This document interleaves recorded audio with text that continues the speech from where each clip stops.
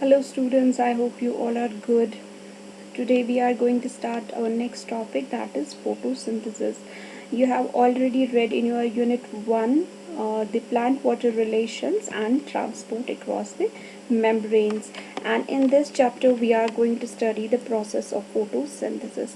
You must have already read in your 10th standard, 12th standard that it takes place in green leaves, that the green leaves are the site for the photosynthesis. They contain a pigment that's called the chlorophyll, and what these green leaves do, they fix the atmospheric carbon dioxide, and they have the water which is absorbed from the roots and convert these inorganic compounds into an organic compound, that is a sugar, which is C6H12O6, and that is a simple sugar, glucose, and oxygen is evolved in this process, and it takes place in the presence of light. Fine.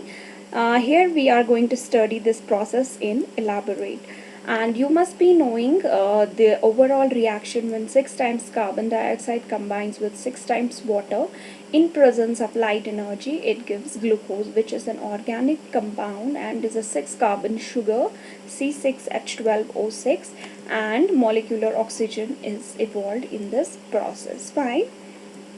So moving ahead, let's come to the definition of the photosynthesis. It is a physiochemical process by which the by photosynthetic organisms we mean the green algae, green plants, all the green plants which contain chlorophyll are able to perform the process of photosynthesis. What they do, they convert the light energy into chemical energy, and then what happens, like chemical energy in the form of reducing power. That reducing power is NADPH, and ATP is also synthesized and later use these chemicals to drive the carbon dioxide fixation. So I'll be explaining what happens. I'll tell you.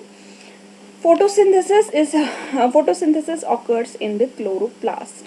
All the green cells of the plants contain chloroplast, and the highest number is present in the mesophyll cells of the plants. So it is a cell organelle which contains chlorophyll. Let's come to the structure of this. Here you can see these stacks. These are called as grana. But if you see individually, here this individual part is called the thylakoid.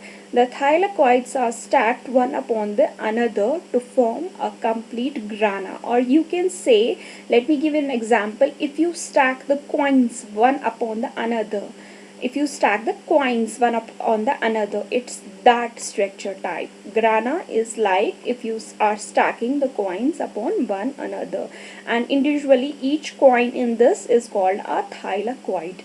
Fine.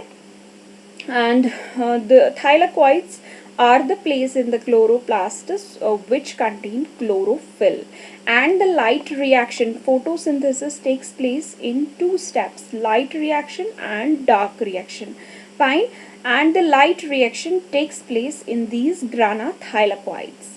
I hope this is clear. And the dark reaction takes place in the stroma. What is stroma? Stroma is a fluid here surrounding these grana. Fine. And it contains the enzymes necessary for the dark reaction or the Calvin cycle. I'll be explaining this process in detail, and these channels you can see which are connecting these grana thylakoids are called as the lamellae. These are called as the lamellae, and the fluid surrounding is this is called as the stroma. So this is the structure of the chloroplast. And moving ahead, light reaction takes place in presence of light, and what happens in light reaction? ATP and NADPH are synthesized, which are full of energy, and later these ATP and NADPH, what they do, they drive Calvin cycle, or Calvin cycle is carried at the expense of this ATP and NADPH. And what happens? Carbon dioxide is fixed during this Calvin cycle or dark reaction, and glucose is produced. So photosynthesis is carried in two steps. First of all, it's light reaction, and it takes place in thylakoids. I have already showed you the thylakoids. And this dark reaction or Calvin cycle, it occurs in the stroma of the chloroplast. And this light reaction, it is light dependent, and this dark reaction is light independent reaction. I hope it's clear to you. I have chosen another diagram for your better understanding. Here you can see these are the grana, or individually it's called here thylakoids. These are the thylakoids stacked one upon the another.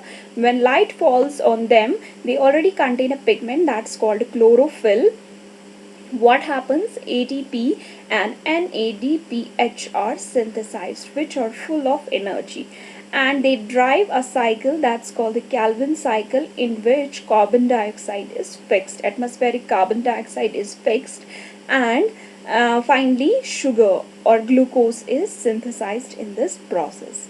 Okay, and here the water used in the photosynthesis gets separated, and it gets converted to molecular oxygen, and this reaction is called as splitting of water. It also occurs in these thylakoids. So these reactions, like the conversion, like the synthesis of ATP and NADPH and splitting of water, these are light dependent reactions, and this Kelvin cycle or dark reaction is light independent reaction. Now coming to the photosynthetic pigments, as I have already told you, thylakoids are the site of chlorophyll in the chloroplasts. So we are going to study here the types of the photosynthetic plants. You already know that the green color of the plants is due to the presence of the chlorophylls in them. And we have here two categories of pigments. These are called the chlorophylls and the accessory pigments. You must have already seen that the carrots, tomatoes, apples, they are red, green, fine. So they have these accessory pigments in them. We'll be studying in elaborate. Accessory pigments are further of two types, carotenoids and phycobilins. First of all, we'll be studying the chlorophyll molecules. We have chlorophyll A, chlorophyll B, chlorophyll D. So in your syllabus you have chlorophyll A and chlorophyll B. Here let me tell you the structure of a chlorophyll molecule. You can see it's a head-like structure. A head-like structure is there, and it has also a tail. So this head is called a porphyrin head, and this tail is called a phytol tail. Let me explain. It has a magnesium atom in the center. It is a divalent magnesium atom in the center, which is bound to the four pyrrole rings. Four pyrrole rings I'm showing you here. Ring 1 is this, ring 2 is this, ring 3 and ring 4. Magnesium atom is in the center, and it's bound to four pyrrole rings. Ring number 1, ring number 2, ring number 3 and ring number 4. And there is also a fifth ring, but that's not a pyrrole ring, that is a cyclopentanone ring. So please remember these things. What happens in a chlorophyll molecule? Structure. There is a central magnesium divalent atom which is bound to, sorry, here the slides have,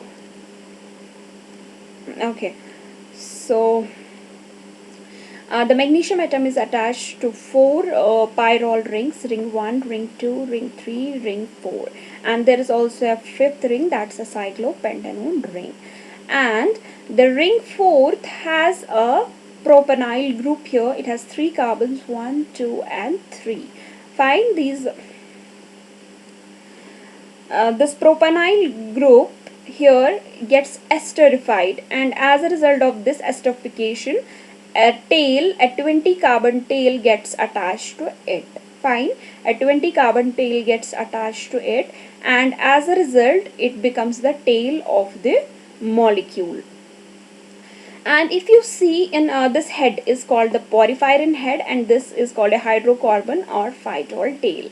And here if you see in chlorophyll A molecule, this R, I have written here the R, this R is replaced by CH3, a methyl group in chlorophyll A. You must be asked in your exams also, What is the group that distinguish chlorophyll A from chlorophyll B? In chlorophyll A, here is a methyl group, and in chlorophyll B, there is an aldehyde group, that is CHO. I hope this is clear to you. Rest of the structure is same in chlorophyll A and B. The only difference is they have in place of, I mean, chlorophyll A in this has methyl group, and chlorophyll B has an aldehyde group. Rest is same. Here is an ethyl group, here is a methyl group, here is again a methyl group, here is again a methyl group. Fine, the rest is same. I hope this is clear to you. And here you can see I have written some points here. That the chlorophyll is a light absorbing green pigment, contains a polycyclic. Why we say polycyclic? Because many rings are in the head of the molecule. It's a planar tetrapyrrole. Tetrapyrrole means 4 pyrrole rings are there in a structure. It is a lipid soluble, it is a lipid soluble molecule. The central metal ion is magnesium, and it contains a cyclopentanone ring, which is ring 5th. Fine, and it's made up of 4 pyrrole rings which are interconnected by methane groups, and the phytol tail of the molecule contains of 20 carbon atoms. And here let me tell you the structure of the chlorophyll molecule was given by Willstatter and Stroll and Fischer in 1912. And what it looks like a tadpole. Tadpole you must be knowing, the larval stage of a frog. जो larval stage होता है frog का या fish का, उनके जो offsprings होते हैं जब वो लार्वल स्टेज में होते हैं, ग्रोइंग स्टेज में होते हैं, they are called the tadpole. So it is a tadpole like configuration. And here you can see it has a head and a tail, 20 carbon long tail. Empirical formulas, here you can note down. The empirical formula of chlorophyll A molecule is C55H72O5N4 and Mg. And in chlorophyll B, methyl group is replaced by the aldehyde group, and its empirical formula becomes C55H70O6N4 and Mg. So this is the difference. I have already told you chlorophyll A differs from chlorophyll B. Like what happens in chlorophyll A, we have methyl group, and in chlorophyll B we have an aldehyde group. So moving to the next class of the pigments, those are the carotenoids. What are carotenoids? They are long chain conjugated hydrocarbons. They are yellow, brown, orange or reddish pigments found in the photosynthesizing cells. The carotenoids provide the colors to the fruits and the flowers. They are lipid soluble.